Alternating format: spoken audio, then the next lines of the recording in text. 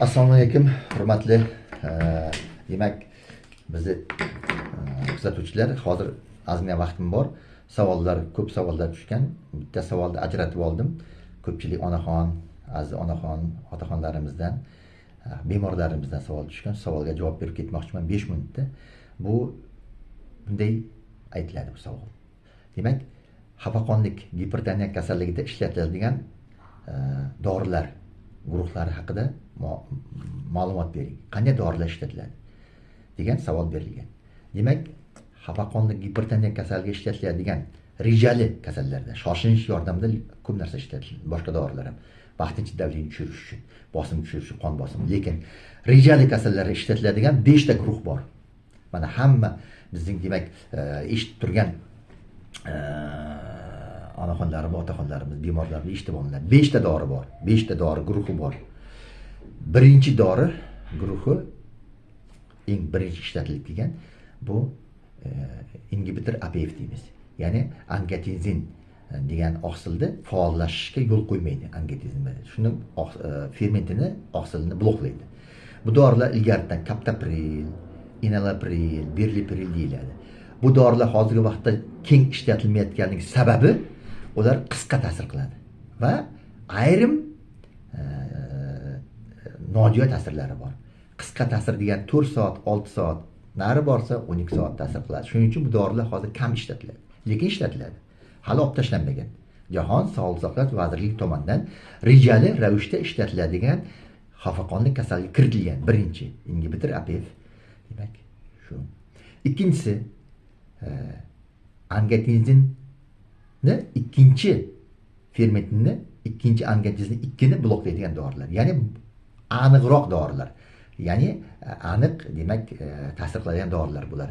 Chin birinchisiga nisbatan aniq yo'naltirilgan dorilar. Demak, bunga nima kiradi? Bularga sartanlar ham deyiladi bular. Bu lazartan, valsartan, kandisartan va hokazo sartanlar. Bularning ko'pchiligi 24 soat ta'sir qiladi. 24 soatdan 36 soatgacha. Shuning uchun bular juda ham hozir populyarni ishlatiladi. Bu dorilar ancha selektiv dorilar hisoblanadi. Endi 3-guruh dorilar. 3-guruh dorilar bular kalsiy antagonistlar deyiladi. Kalsiy antagonistlar deyiladi. Kalsiy antagonistlari bular amlodipin, lirkamin. Agar amlodipinga sizga nojo'ya ta'sir qilsa, shishlar paydo bo'lsa, bosh og'rig'i, lirkamin ikkovi bir xil. 24 soat ta'sir qiladi, 36 soatgacha. Keyingisi bu karinfar, nifedipin. Nifedipin, karinfar 6 soatdan 12 soatgacha. Lekin buning karinfari, nifedipin o'zi ximik nomi. Karinfar forte u, karinfar 24 soatgacha ta'sir qiladi. Buning ekstrini yordam qiladigan bor. Bu tez yomg'ir olib yuradi. Filadipin, filadip degan tomchi dorilari ham bor. Bular ham shu nifedipinning tomchi ko'rinishida ekstrini yordami ko'rsatib ishlatiladi. Lekin qisqa ta'sir qilgani uchun biz karinfarni, nifedipinni kamroq ishlatamiz. Buni homiladorlarda ishlatamiz ko'proq. Keyingisi bu diuretiklar. Siydiradigan dorilar. Mana eslab qoling, hurmatli bizni bemorlar. Men doim aytib kelaman. Kasalliklar haqida ko'proq ma'lumot olishga. Bu surunkali kasallik, xafaqonlik kasalligi. Siz bilan birga yuradi bu. Buni to'xtatish kerak. Shunda uzoq yashaysiz. Demak, eshiting. Siydiradigan dorilar asosan bizlar tiazid dorilar ishlatamiz. Qon bosimini tushirish uchun. Pitlivoy emas. Tiazid dorilar. Bular gipotiazid, xlortalidon, shularni ishlatamiz. Va bundan tashqari buning o'zgargan formasi bor. Bu indapamid. Buni ham ishlatamiz. Mana shunaqa, demak, ikkita gruppadagi siydiradigan dorilar, diuretiklar ishlatamiz. Oxirgisi bu beta blokatorlar. Beta blokatorlar bu demak simpatik sistemani bloklaydi. Yurakni tez urib ketishiga yo'l qo'ymay, shu bilan natriy nasosda blokirovka qilib qon tomirlarini kengaytiradi. Beta blokatorlar esingizda bo'lsa, hurmatli aziz bemorlarimiz, ilgari atenolol bo'lardi. Atenolol bu atenolol, allapin, atenolol, propranolol, anaprilin. Bular anaprilin, propranolol, atenolollar noselektiv bo'lgani uchun hozir kam ishlatamiz. Lekin ishlatamiz. Hozir selektivni ishlatamiz. Bisoprolol, metoprolol, karvedilol bularni ko'proq ishlatamiz. Shuning uchun eslab qolish kerak. Yana bitta guruh turibdi, nebivilollar. Nebivilol, nebilit, nebivort O'zbekistonda ishlab chiqarilyapti. Bular selektivni bo'lib, undan tashqari bular qon tomirlarida kengaytiruvchi xususiyati ham bor. Koronar yurak tosh tomirlari ayniqsa. Shuning uchun yurak ishemik kasalliklarda yurak urib ketishi bilan borayotgan bo'lsa, nebilit ishlatilishi, nebivol ishlatilishi ko'proq tavsiya etiladi.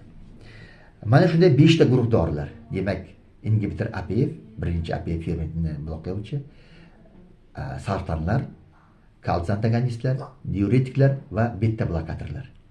Menga shu o'rinda gapirib aytib ketishim kerak. Yana menga savol beradi. Domla, qachon men qon bosimim yaxshi yuradi? Nima qilsam? Shu 5 ta guruhdan kamida ikkitasini olishingiz kerak. Dunyo Sog'liqni saqlash qo'mitasining kardiologiya boshqa boyagisi qo'mitasi shunday tavsiya beryapti. Ikkitasini olishingiz kerak. Shuning uchun kardiolog tanlaydi, qaysi birini sizga mujassam birga qabul qilish. Shunda siz qon bosimingiz normallashadi.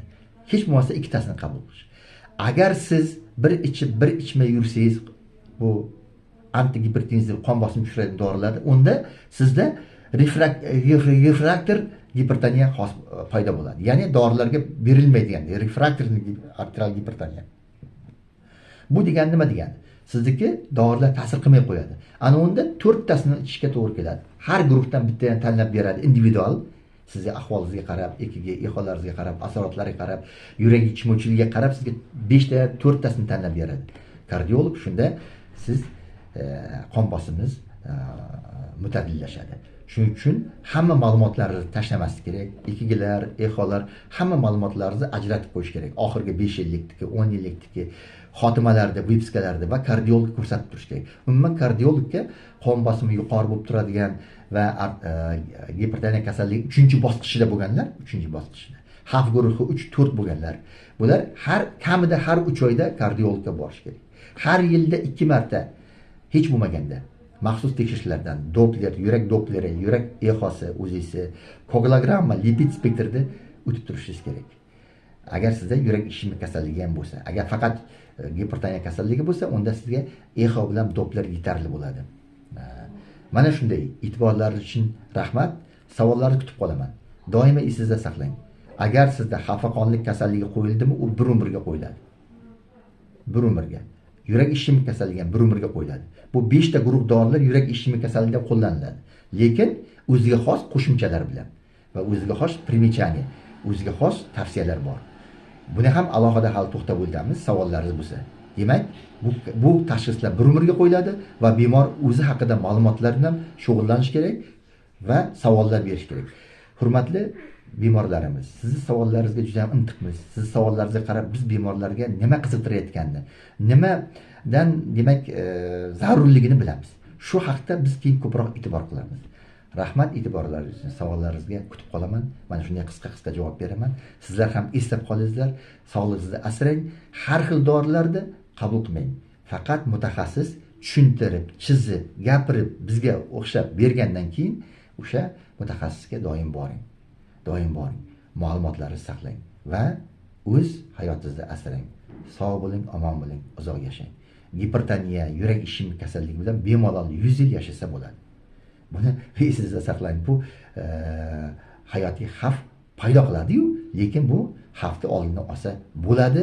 Dunyo bo'yicha shunday ayrim mamlakatlarda bu kasallik juda ham yuqori turadi, rivojlangan mamlakatda. Bizda endi boryapmiz. Shuning uchun xavotir olmang. Bu kasallik bilan uzoq yashasa bo'ladi. Rahmat e'tiborlaringiz uchun. Savollaringizni kutib qolaman.